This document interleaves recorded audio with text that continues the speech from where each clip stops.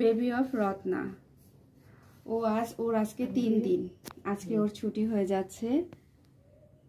ও আসলে ওর আশাটা অনেকটা অলৌকিক ঘটনার মতো, কারণ ও যখন ওর মায়ের গর্ভে আসে তখন ওর মা এটা কিট খেয়েছিল, কিন্তু আমার কাছে যখন আসে তখন অলমোস্ট 10 উইকস ক্রস করে গিয়েছে।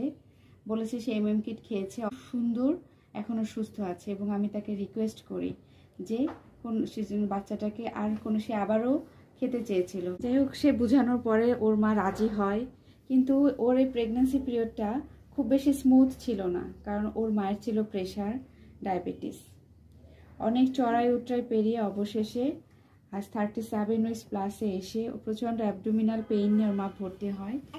বাট ভিটাল হার্টবিট অনেক বেড়ে যাওয়ার কারণে, যেটাকে আমরা আমাদের ভাষায় বলি ট্যাকিকার্ডিয়া, সেই জন্য আমরা তাকে ইমার্জেন্সি সিজারিয়ান সেকশন করে ফেলি।